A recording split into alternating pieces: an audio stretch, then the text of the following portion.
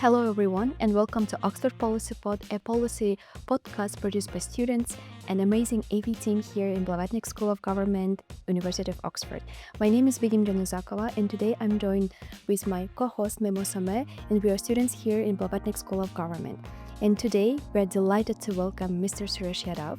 Mr. Suresh Yadav is a senior director at the Commonwealth Secretariat, where he leads the work related to climate change, ocean, energy, digital transformation, and global development.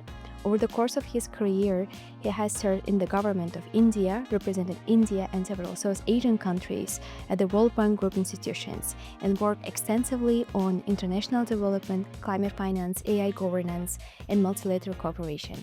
Mr. Suresh, thank you so much for joining us today. Thank you, and I'm very happy to be here today. Likewise. You have had a remarkable career spanning national government, World Bank Group institutions, and now Commonwealth Secretariat. Before diving into today's policy challenges, I would like to start from your own journey. Throughout your career, you traveled across the world, from Washington, D.C. to London and 56 Commonwealth nations. If there's one place or maybe one encounter that completely changed your perspective, how the world works today. Thank you. I started my journey from a very small village of India, and that village had a profound impact on me, the way I look at the world. But that view was further changed when I traveled to a Latin American countries on a personal visit, and I was having a coffee with my family in a park, and we after having that coffee we put that leftover in a coffee bean, garbage bin. And after that, we noticed that there was a person who was trying to take away the leftover from that garbage bin and using the residuals to overcome his hunger. And that particular incident moved me a lot, the way I look at the poverty. That poverty we define in terms of dollar, poverty we define in terms of basic facilities, but here it was an extreme poverty which I witnessed with my family. I did try my best to address that person by offering something, but then it has a long term impact both on me, on my family, that what we can do together to change that extreme poverty in any corner of the world. Poverty knows no boundary, whether it's say Latin America, Asia, or Africa. It has the same challenges to the humanities, particularly the extreme hunger, particularly people not getting the basic elements which they need for the survival. So that particular incident continued to have a profound impact on me, and whatever I do and wherever I go, I always keep that incident before me and see that how can I do certain activities which can address those kinds of people, those kinds of situations. So that is a guiding force in my career, in my work, and in my life. Mm, beautiful. That guiding force led you to working at the highest office in India uh, under the president, as the OSD to the president, and in the Ministry of Finance, before transitioning to the World Bank Group, and now currently at the Commonwealth. How has that transition been like from national policy making to building sort of a consensus across 56 states? The transition from the national government to the multilateral organization is always a complex transition, because in national government you work with a certain set of defined hierarchy, bureaucracy, rules of procedure, and also you have grown up in that system. You have studied in that system, you have worked in that system, you know the people in that system, you can make out the reactions of your actions. So that makes your life much easier. But when you move to a multicultural setting, multi country setting, the things are very different because cultures are different, communication styles are different, habits are different, the way of workings are different. The same English word, it might be the same word, same pronunciation, same alphabets, but it has a different connotations, different meaning, different understanding. So the chances of miscommunication, misunderstanding in multilateral setting is much higher. And most of the times you are engaged to ensure that everybody understand the same thing of the same language and the same systems. So I think that was a one of the biggest transition challenge which I felt, which I realized that was there. But I was very lucky that with the personal approach, with the human interconnections, you were able to overcome those transition challenges. And it happens that even if you are moving from Asia to America, there are different transition challenges of culture. If you're transitioning from North America to Europe, it is a different transition challenge of things. But the fundamental thing was that being a good human being, being a grounded human being, helps you in the transitions. If you're able to connect with the human being, irrespective of the language, irrespective of the culture, irrespective of the region, every transition is a problem or a challenge which you can overcome easily. And I also must say that I have been to all around different institutions. I have studied in Technological Institute of India, management institutes, business schools, both in Europe, in North America. But none of the school will teach you how to manage these transitions, how to manage this human connections. How do you survive in this multicultural environment? That is a missing link, which I realized that one has to learn, one has to acclimatize and see that how one can navigate those complex situations. I wish there was a school to teach us these differences, which could have prepared us well in advance to take on those challenges which we face as a development professional as we move from organization to organization and from country to country. In your recent blog, Partnering for Prosperity Across Asia, you've mentioned you describe the world as a one unparalleled complexity where poverty, global politics, and energy and climate change, everything are interconnected. And for those who are studying here in public policy and for our audience, are there like what is the single most important leadership quality that needed to govern in such environment?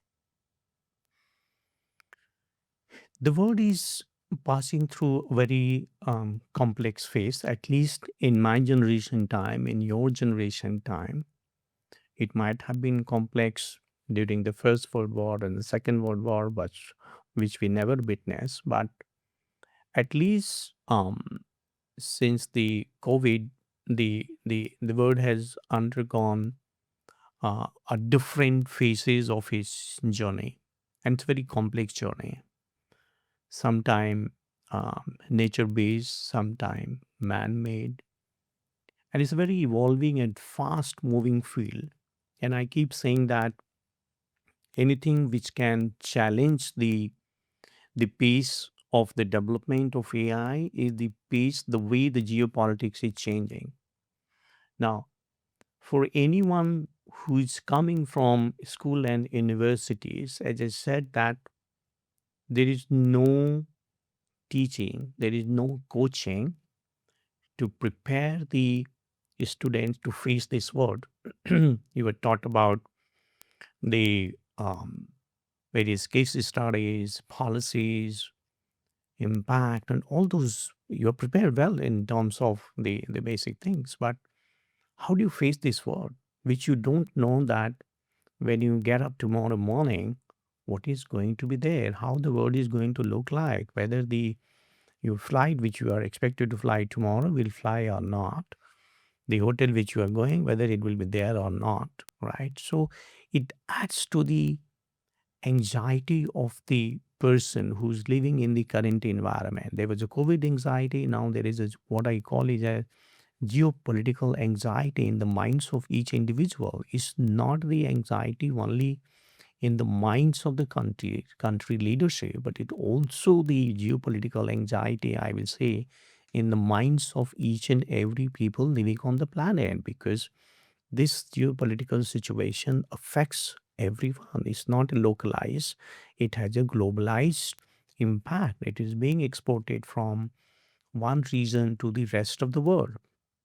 Now, anyone from the graduating from um, this school, which had been preparing you well for the government related functions, both in the private sector and the public sector, I think we need to learn ourselves that how do we adjust, how do we respond, because the organization you are going to work might be impacted. Today, your organization you join could be a rising star, but tomorrow it could be the victim of the geopolitics, victim of the supply chain disruptions, victim of the bilateral relationship or multilateral evolving relationship. So I think the passing out graduates have to be very alive to the emerging situation, very agile in approach, and take the word as it is. Every generation has faced the challenges of its own time, and whenever you face, you feel this is the biggest challenge of the entire civilization. But but we have to, as a human being, we are the most adaptable creature on the planet, and I think we have to use our basic instinct, basic survival instinct, what I call is that we should learn how to operate in a survival mode. Like there is a safe mode in the computer. If everything fails, still computer operates in the safe mode. So I think the survival mode is something which we have to learn, which we have to introduce to the students, the one who are having experience while before joining this institute, and the one who are coming afresh. How do you survive? And the survival mode kit should be one of the fundamental tool they should be having with them when they enter into the market to serve the people, to serve the organization, and to serve the planet. And I absolutely love that point. But I'm just thinking to be able to build this survival mode, we need to, it requires trust. How are we in a world that's full of geopolitical tensions, which you've a little bit touched on? How can we build trust across governments, private entities, and civil societies? It's a concern that many people are bringing forward right now. So the trust can be seen from a very different lens. One is that we see the trust between the countries, trust issues between the countries on the bilateral basis, on the multilateral basis. But what about the human beings? The trust between two individuals, the trust between the individual and the organization to which he or she is serving is entirely bilateral in characters. So I will say that if the individuals are able to retain that trust in the society, in the people with whom they are interfacing, interacting, that itself is good enough for the survival mode. You cannot decide how a state will trust you. You may decide to trust a state, but whether the state will trust you or not, that is the decision of the trust of the country. But definitely on the bilateral basis with the individuals, with the ecosystem you work, you can develop that coexistence trust where you can thrive with the system, you can live with the system, and you can make that system the best system. So that human to human connections, which I talked about in the beginning, is the most important element for bringing that trust. And bridging also the human to human connection is something which can bridge the trust which might be missing in somewhere. If the human being trust each other in an ecosystem, I think the world can still live with the mistrust which might exist in terms of geopolitics, because this geopolitics has been there for centuries in one form or the other form. As long as this concept of supremacy of power exists in the world, this geopolitics will continue to be there. As I said, that the world has witnessed in the past and it will continue to witness in the future. And this is where the the genius minds of the human being will come into play, that how do we run the individuals on a survival mode, how we make the society run on the survival mode in spite of an ecosystem where the mistrust could be a norm. A mistrust could be something you don't know that what will happen tomorrow. So that's the way I look at it in the current environment, in a very optimistic manner, rather than being pessimistic and giving the hope away. Mm. Building on that about state trust, you have highlighted that more than 1 billion young people in emerging economies will enter the labor market in next decade. And beyond employment, how government should start think about the role of young people as a political stakeholders rather than beneficiaries of policies. I always, in my personal approach, I always my huge personal time with the young people, not only while I'm in my current organization, but everywhere I have been. I have initiated new programs while I was working with the President of India. We started a Scholars in Residence program where we will host the students from NITs, central universities, Indian Institute of Technologies as a president's guest, and amplify their work into the space of innovations and technologies and the other things. And I learned that that was an investment by the highest office of the country, the first citizen of the country. And today many of those young people are doing wonders. They are developing innovative solutions, they are solving the world challenges. And why I'm sharing this story is that youth is an asset. Now, it's the choice whether you want to convert these assets into multiplier effect, or you want to get that youth as assets in the liability.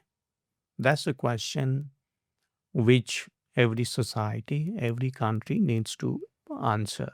And if you start looking into that youth as an asset, then you realize that if you want to get the youth dividend, demographic dividend, you need to make an investments, not treat the whatever you are deploying from your budget as an expenditure, but as a youth investment. Many countries have worked to mainstream gender, but many countries still need to mainstream youth, because whatever you do is an investment for the future. So I think there is a need to convert the youth as an asset class, like we have an infrastructure asset class, we have different asset classes.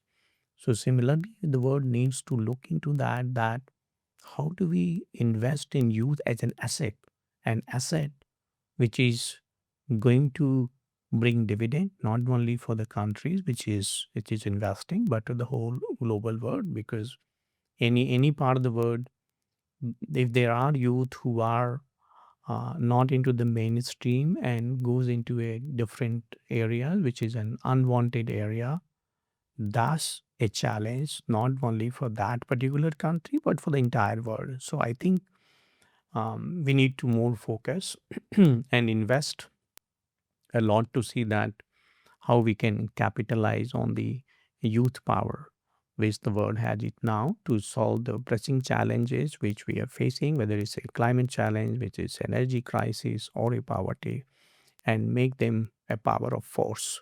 And if we can blend the youth and technologies, entrepreneurship and a startup, I think that will be a game changer, because I do not advocate youth only for the job, but I want the youth to be a problem solving through the creative solutions, using the technologies which is easily available to them, and you don't need $1 billion of investment. You can do a simple a laptop or your iPhone devices to create a new solution, the startups, and take on the world.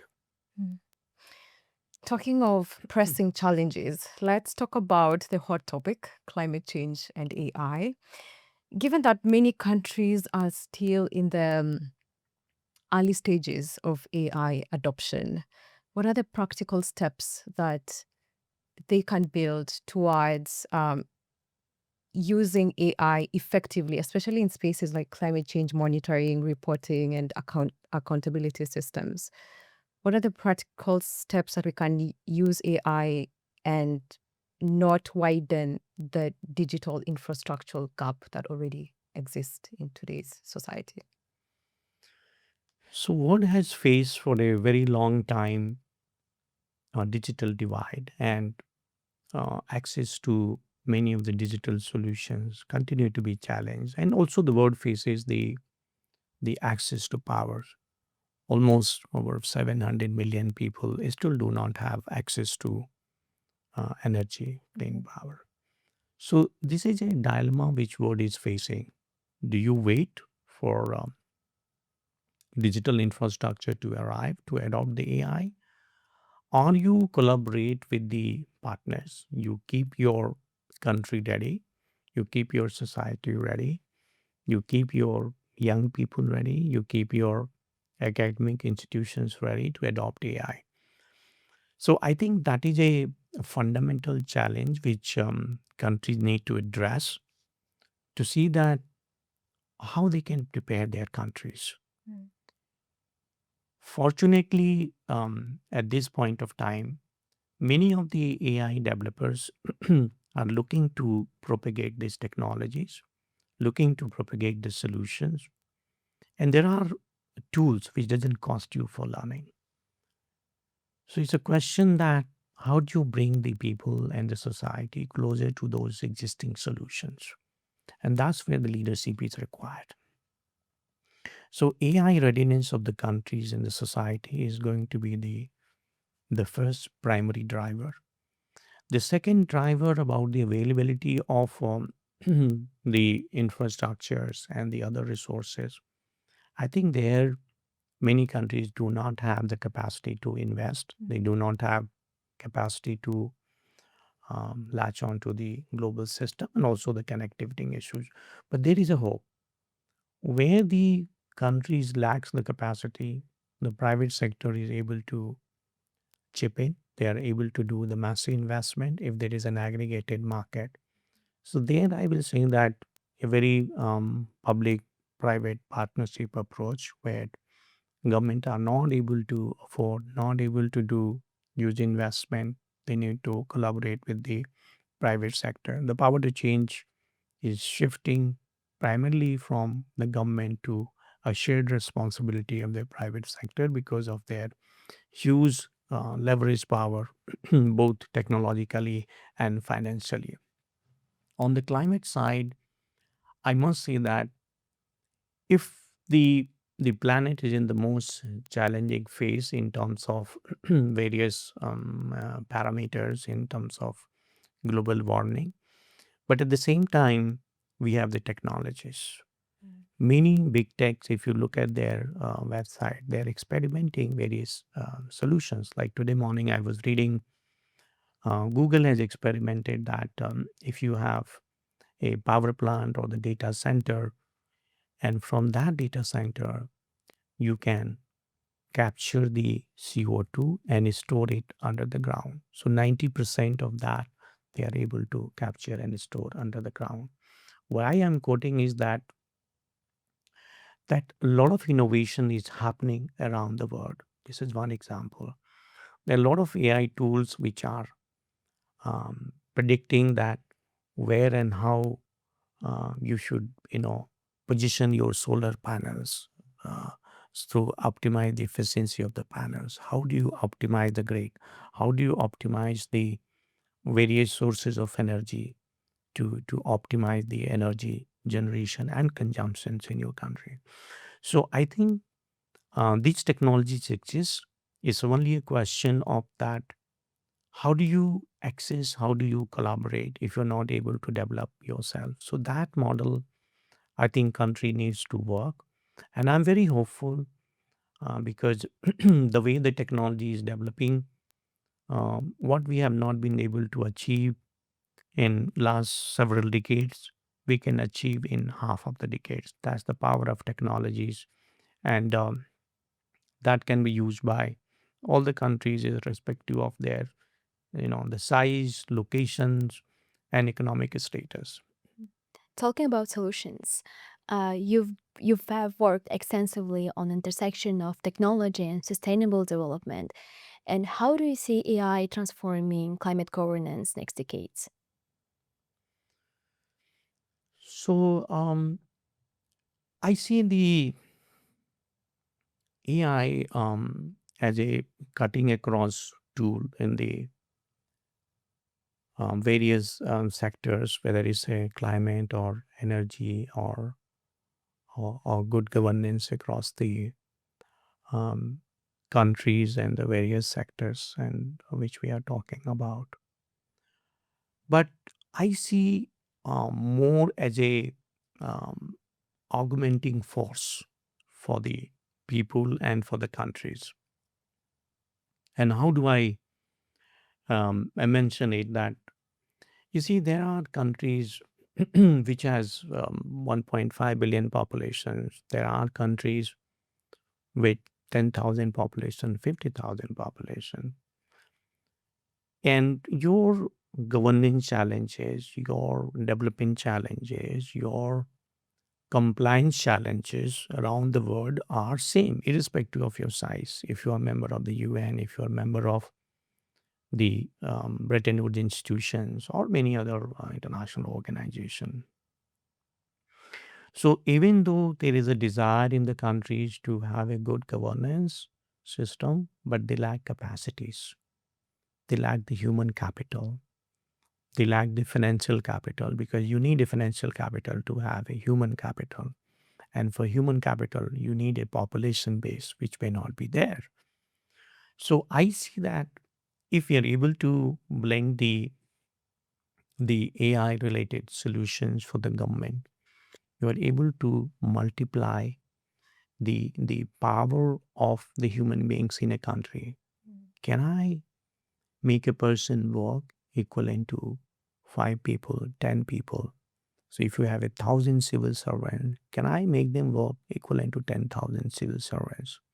If they're going to negotiate, if they're going to deliver the public services to the people, if you're getting so many calls from the public about a grievance, you are not able to respond in time. But if you're able to automate those government services using AI and automate or use the chatbot, you are able to respond better. So the grievances which public might have of non-response or non-resolutions, their happiness index can be increased, the public satisfaction can be increased, which can be more in terms of boosting the faith and the trust in the government, which has some surveys say that the trust of the people is declining in the government because the governments are not responsive, not able to respond to the many challenges which citizens are facing. So I see um, the AI particularly boosting the good governance to the government of the day and restoring the trust of the people in the governance system. So that's my hope, and I have seen that many of the governments around the world are already using the technologies to boost the confidence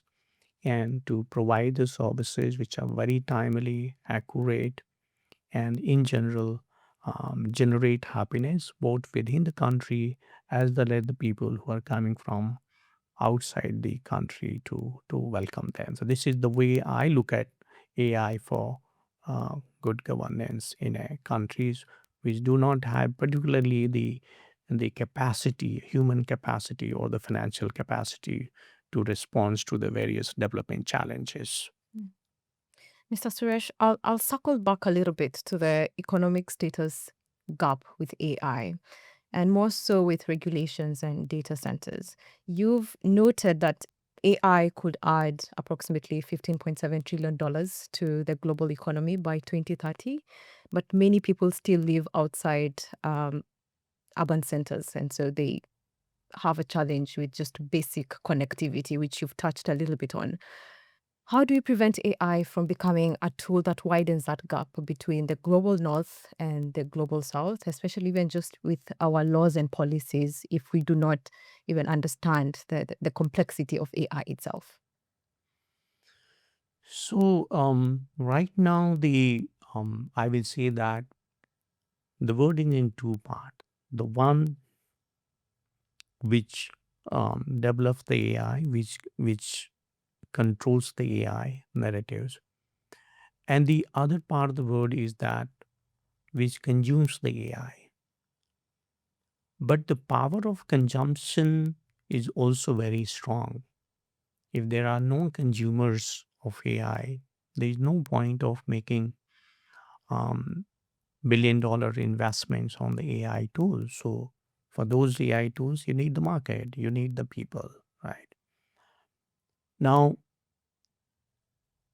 there could be debate and discussions about the strategic technologies, strategic use of AI, particularly high end AI, which you might have seen in the media.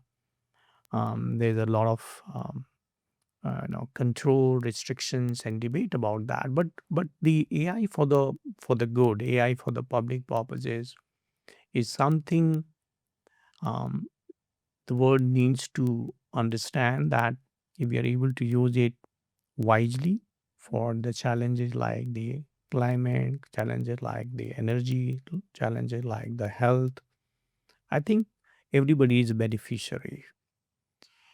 And once the AI proliferate to the rural areas, rural townships, I think a rural person sitting far away from the capital of that country will have the same power to develop any solutions which a person in a totally urbanized setting is able to do that.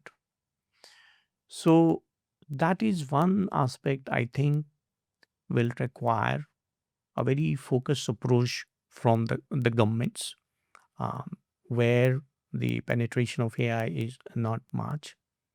But at the same time, the government efforts may not be enough because the power is with the private sector, which I noted earlier. So again, the governments needs to create that ecosystems where the academic institutions, the government, the people, the students can become part of that ecosystem of AI and ensure that it is accessible to everybody, whether they use it or not, their choice, but at least accessibility is must.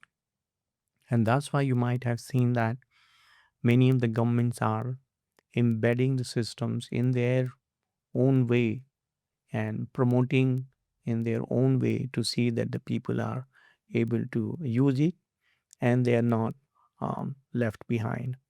The information is power. The information is asymmetry will lead to divide and division, and the AI asymmetry will further amplify that. So if we can bring the power of AI, power of information in hands of the people and let them know that what is the power inside that, then every individual, I'm very confident, is is blessed with the ability to make the best use of that they have. It's only a question of opportunities, it's only a question of access. So I will say that is the government ability to convene and is the people participation is the only way where we can avoid the AI divide emerging between the um, developed economies and developing economies. Fortunately, in this race of AI, many of the developing countries institutions are also working and trying to develop the low cost solutions, low cost models, not necessarily relying on high cost model or high compute infrastructure to make AI work.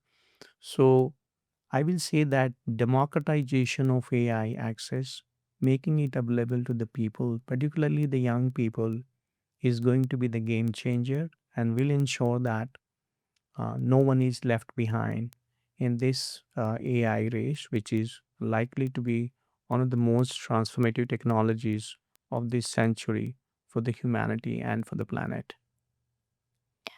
You have mentioned about the possibility of AI to boost governance, and you've been involved in advancing the concept of AI for good governance. And beyond the theory, from your perspective, how does effective AI enabled governance look like for small or developing countries? So there is a huge debate going around that how AI should be governed. There is a also an UN paper which talks about and which gives a model about the AI governance and the various discussions at the global stage happening into in that space. But I want to little look back into the history of time and see that many of the institutions were created post Second World War to address the development challenges, the peace challenges, the conflict challenges which were faced post 1940s. And those institutions delivered quite well um, to the mandate under which they were created. To be very fair to them, they have done transformative work. But today, the world is in a very different phase. And those institutions, many global leaders are already saying that are not fit for the purpose because they do not represent the countries which are now and which were there at that point of time when these institutions were created.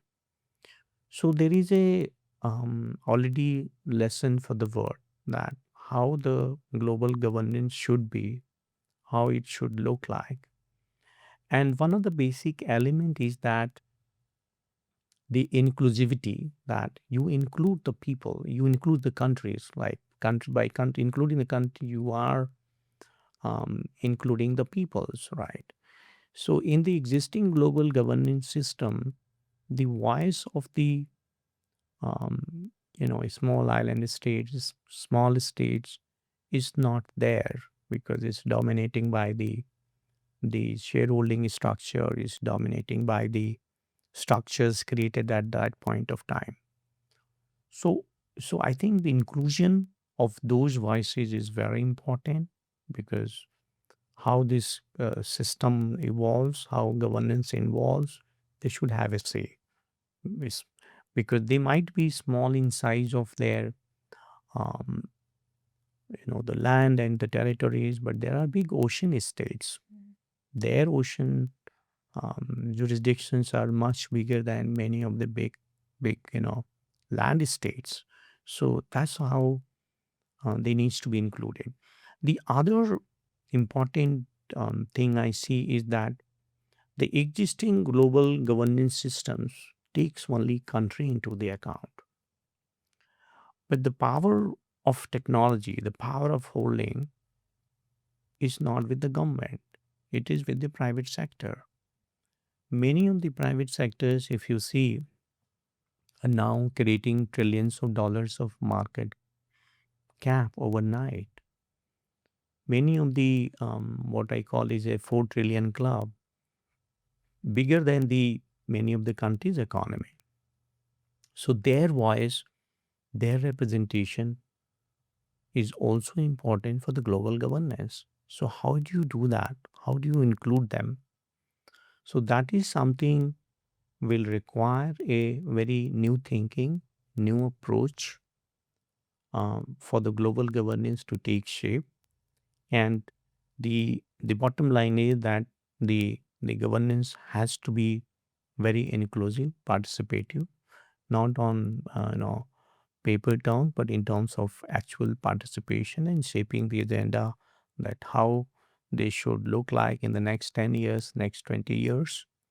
And the private sector, if we make them part of the governance process, we make them more responsible to the society, and we can see that how the profit and the planet safety can go together to ensure that the planet is prosperous as well as habitable for the civilizations to come. Mm. Let's talk a little bit about climate change. And for this, I want us to zoom out for a moment. We often say that climate change should be above geopolitics. But recently, we've seen carbon border taxes, competition with critical minerals for green technologies, and industrial policies say otherwise about this.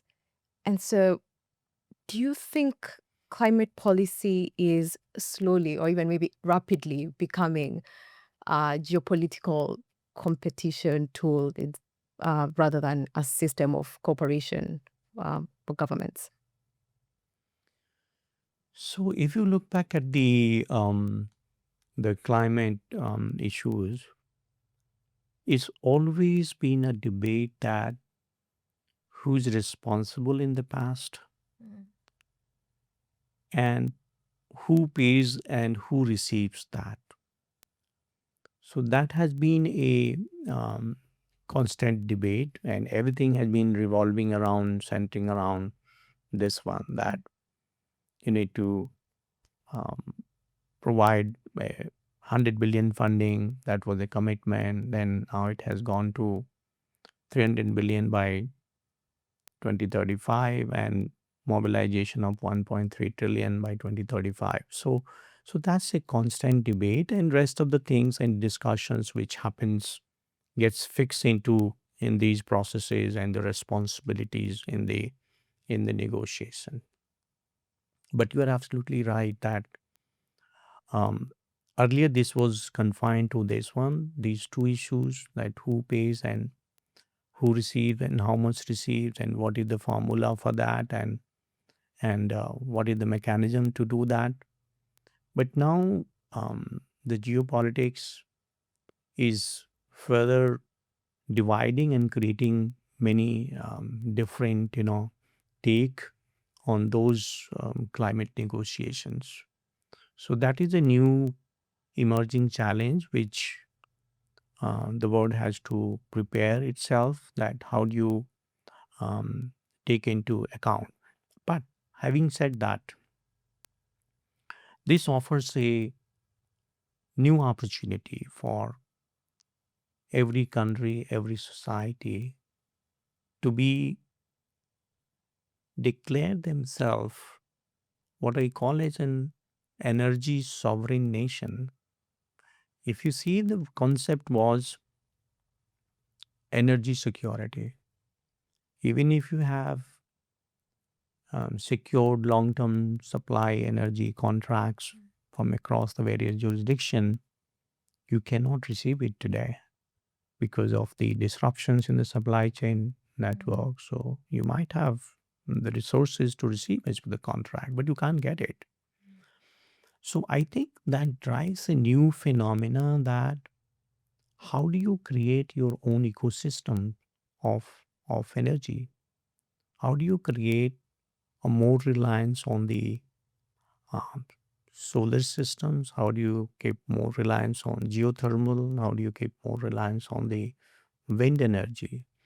So this is also a time for a resetting of the thinking of the individual capacity, whether I should go and always, ask for something, or I create myself something which is resilient, which is more sovereign in nature.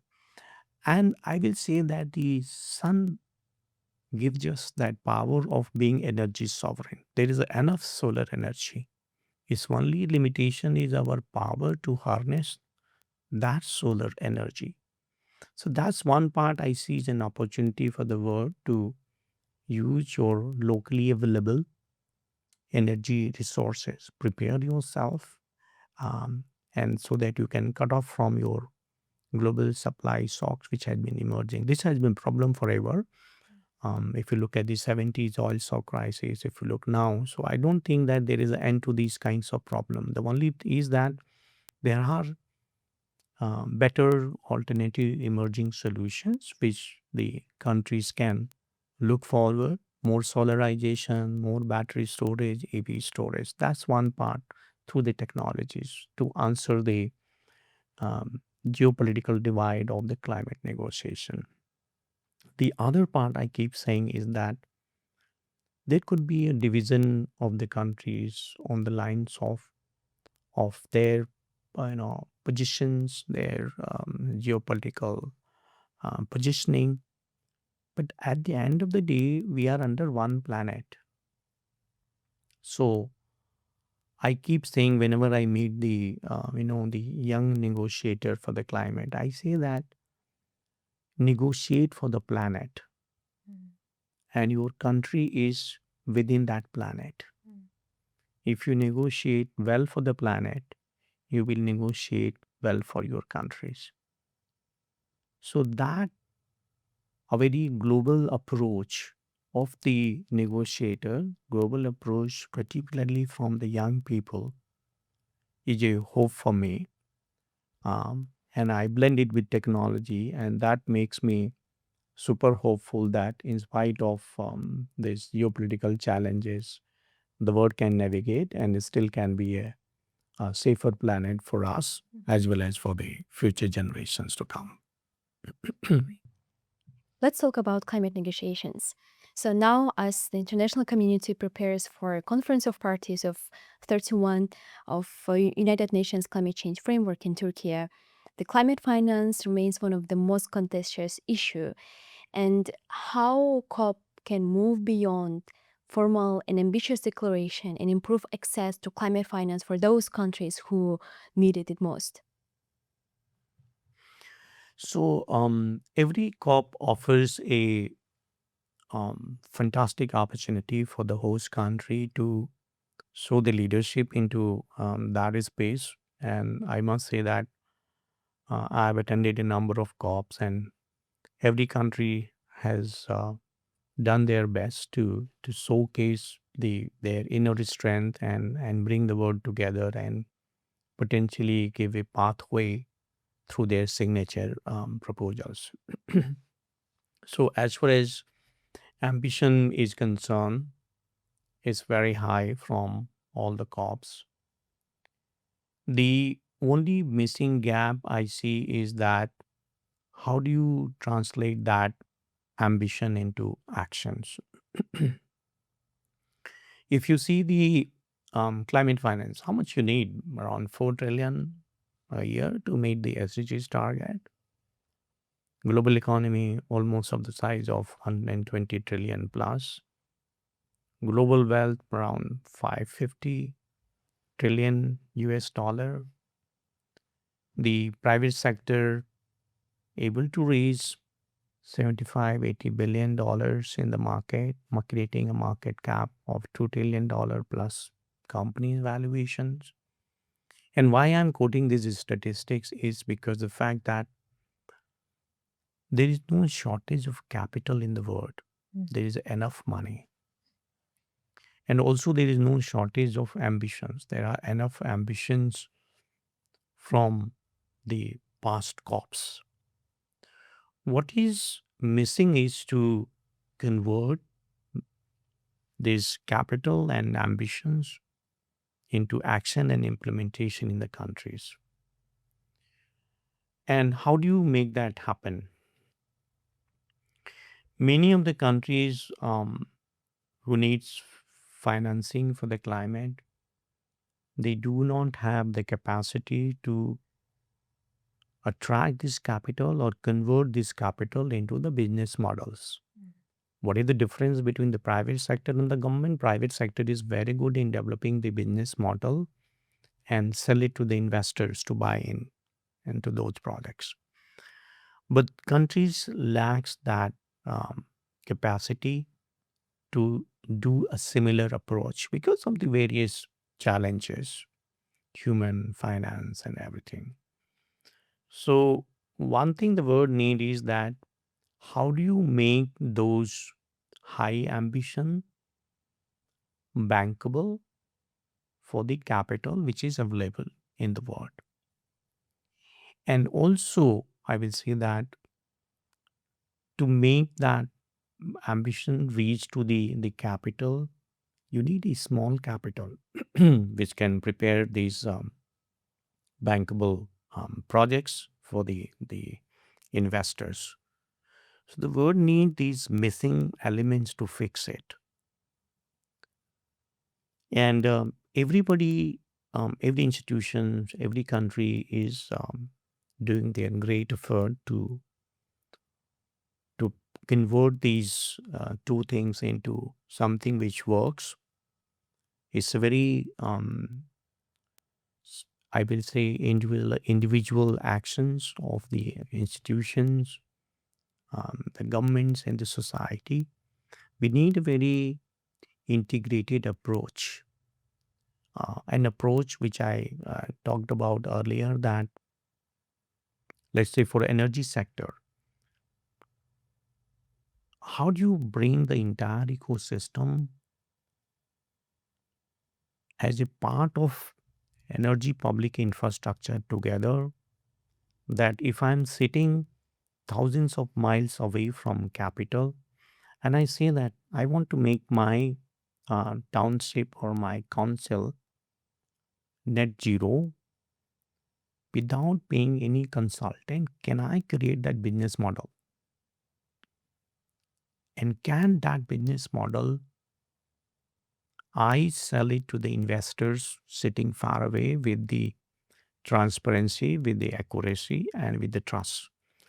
So we need something like an energy public infrastructure where all the stakeholders together, the investors, the project developers, the regulatory framework, the people who need those systems together. And today, if I want, I can just say that this is the Google map of my area. This is a satellite view. Please give me the roadmap. The project is developed. Then it connects to the investors. It invests to the rating agencies. And my project is able to reach to the right capital, to the right people. So I think these kinds of transformative approach is needed because you can imagine these kinds of integrated platform for the governments and all the stakeholders on the lines of the either Uber or Amazon. You go in any part of the world, you're able to order Uber of your choice.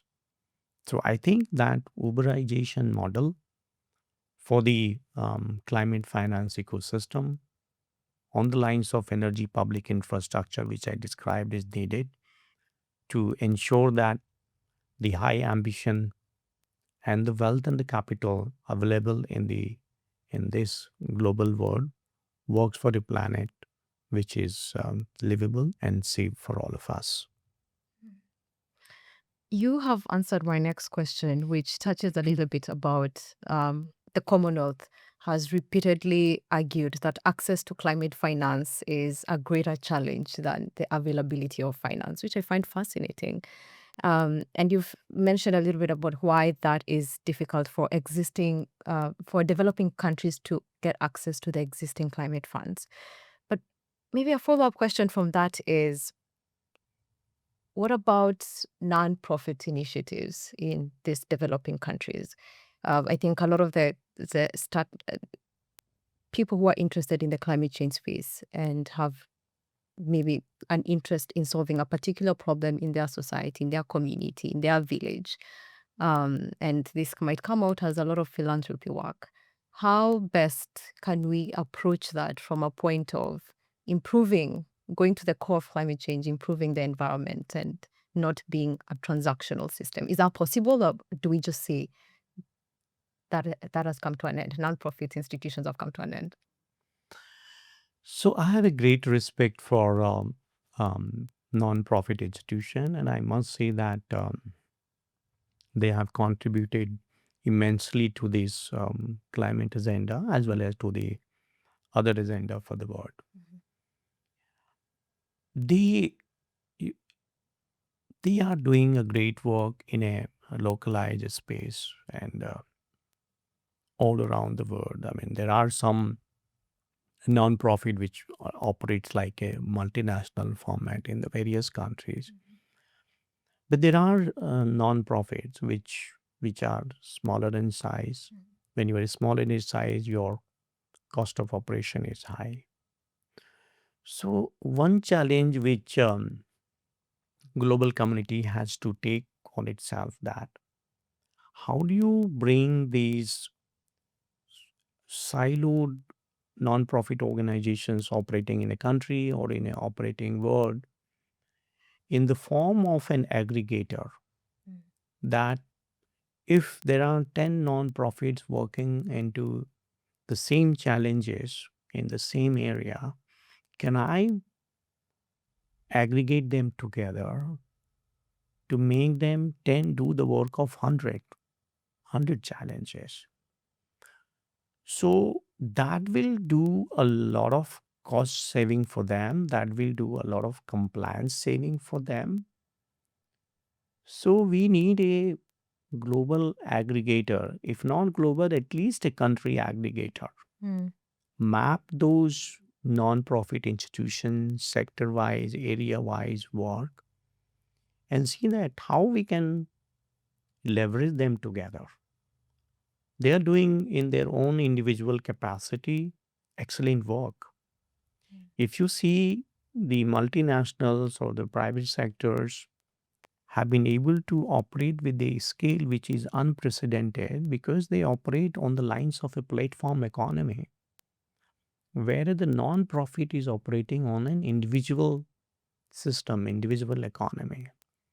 So if we as a community, as a global governance guardian, the young people, if we create a platform where we do said, okay, your compliance need, your HR needs all taken care of through the platform, the way the packaging takes care of on the platform economy, I think we can unlock the value of the non-profit sector much more than what they are doing today. They are the huge potential, and particularly they work in the intersection where the government is not there, where the private sector is also not there, and that's where the non-profit makes the impact story. So I see them a very valuable part of the entire ecosystem, and we need to support them, we need to amplify them, we need to techify them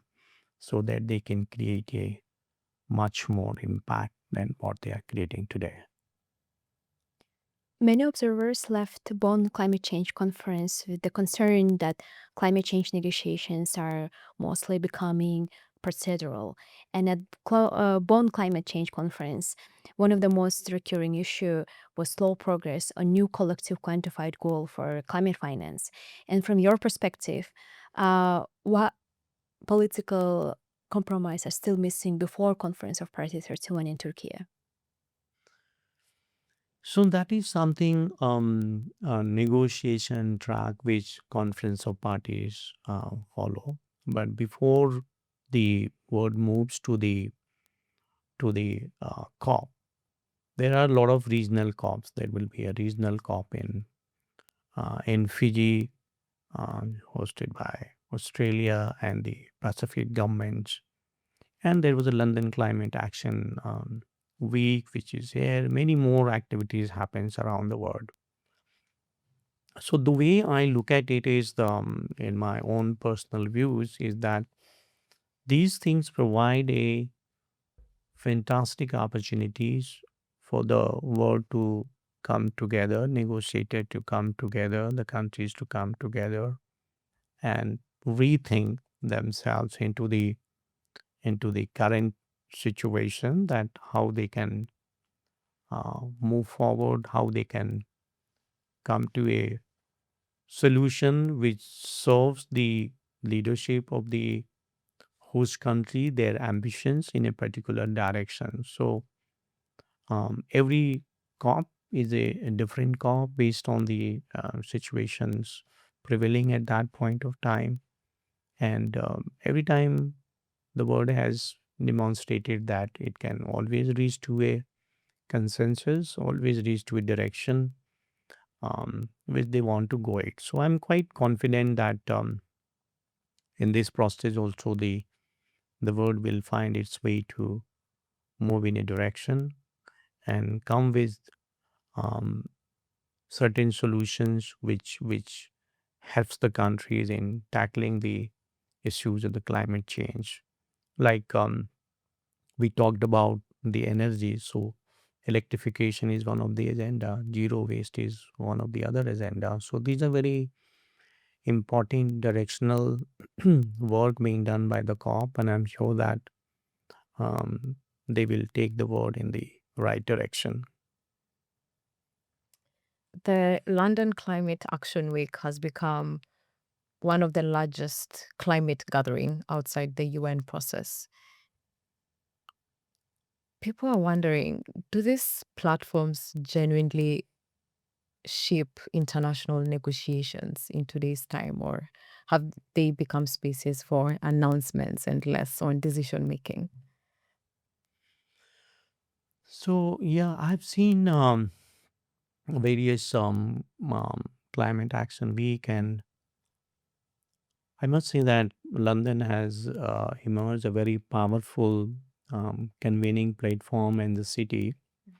Particularly, London is has always been recognized a finance capital of the world, and the tech capital world is also moving to the London. And the beauty of London, if you combine all three together, London is a very unique place in the world to convene that. So I think in the current setting, that the beauty, the power of London is very much needed for the world.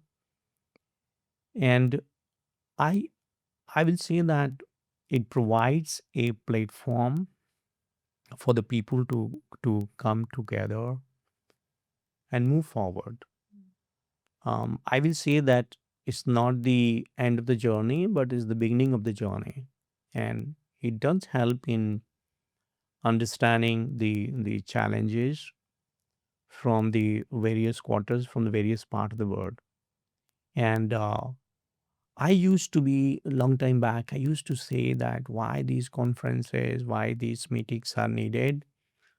But now I understand the power of these convening, because it helps the people to understand more. It helps the people to convene and make their point of view and point of across clear, as well as the need clears. And also it becomes a platform where many solutions are used, developed, deployed, and also conceived, because you get to know that these are the challenges. So you can think of as an entrepreneur that, oh, how do I solve those challenges?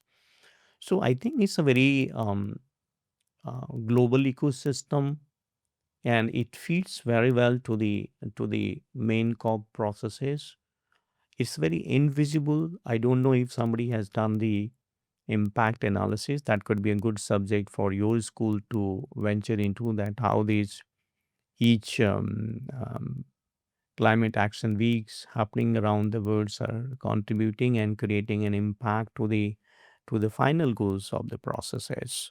But I feel very positive about the contribution because I interacted a lot, I met a lot, I did a lot of hosting in our office, and we felt good that the people are very positive, they are committed, and they want to collaborate, they want to partner for solving many of the development challenges. And that's where the hope lies. The hope lies in the people. The hope lies in the people who are coming faraway places to learn, to share, collaborate, empower each other, and take on those challenges of the planet.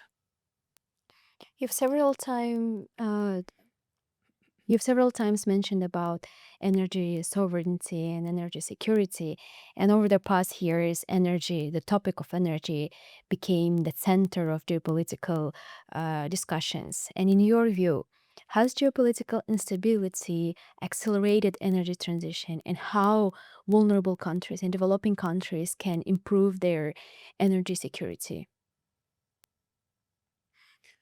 So the current environment has reset the thinking in the minds of the leadership of the countries around the world. Everybody is in a mode thinking that how do you secure your energy needs? And this instance of geopolitical and the COVID both has hit everybody hard, whether you are rich or poor. COVID did not discriminate the people on the basis of wealth. Similarly, this crisis has also impacted both the developing countries and developed countries because even developed countries um, supply chain is affected. You may have money or you may have a dollar, but you may not have supply which can reach to you. So the fuel shortages, aviation fuel, um, scheduling the flight, cutting down the flight. So everybody is impacted across the board. So that across the board impact has set up a new line of approach that what do you do? How do you localize yourself, your energy needs? How do you harness your local resources much more than what you have been doing? Even the cost may be higher. If you look 25 years back, solar was unaffordable. People say solar is very expensive. I can't go. So they were very happy with the coal. But now solar energy is much cheaper, right?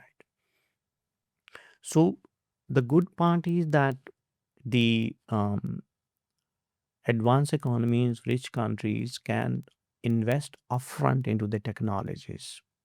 So they have the power of investments to do that.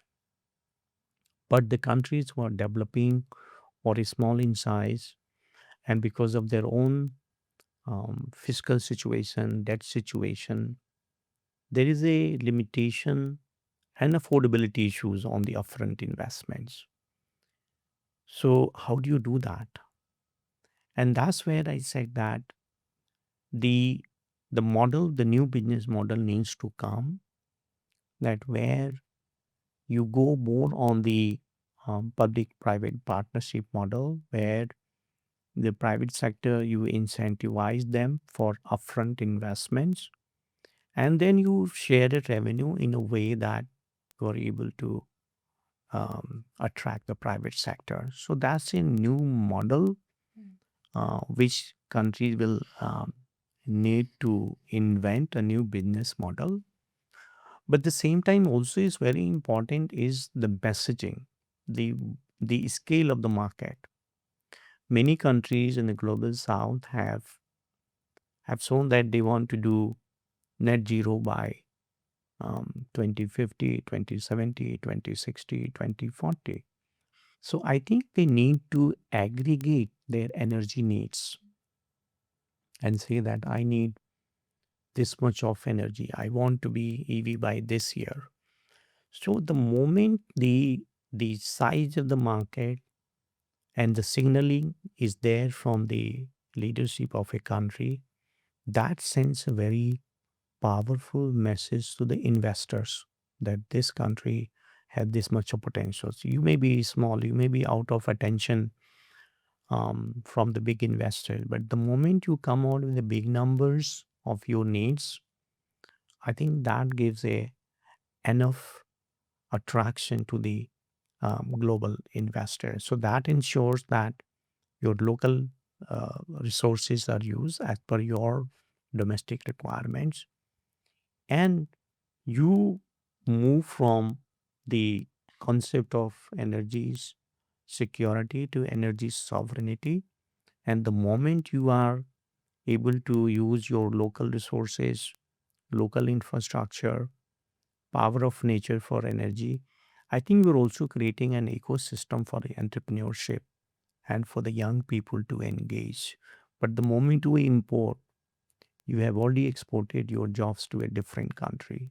So, localization of energy sources, localization of the products and development will also create a multiplier effect on on the entrepreneurship opportunity for a young people who can thrive, who can exist in the part of ecosystem. So this is how I see in the current environment, and I'll say that for the sovereignty, this is the best time to reclaim it back, which many countries have compromised for security. But you can be truly sovereign by localizing your needs and relying more on nature investments. Well, we have covered a lot of ground today, so I'd like to end this on a more reflective note. So, Mr. Suresh, what is one piece of advice you would pass on to the next generation of public leaders? I think we have to collectively work on a concept, what I call is as a peace for development. That whether you are a leader, whether you are a citizen, whether you are a scholar, whether you are a student, we should contribute in our own way for the peace in the society, peace in the country, peace in the world, and see that how that peace transforms through the development. If there is a peace, there is a development. There cannot be a development without peace. Technology will flow, investment will flow where there is a peace, where there is a democracy. So I will say that work for peace and let be peace be the startup ecosystem for the development of the people, for the development of the society, and for the sustainability and prosperity of the planet. Fantastic. Mr. Suresh, thank you so much for joining us today and sharing your insight and experience. And it's been a fascinating conversation. We learned how leadership looks like in a fragmented world and how technology can shape climate change agenda. And thank you everyone for listening us today. We hope you enjoyed this episode. And if you do, please subscribe and leave your review. And see you next time.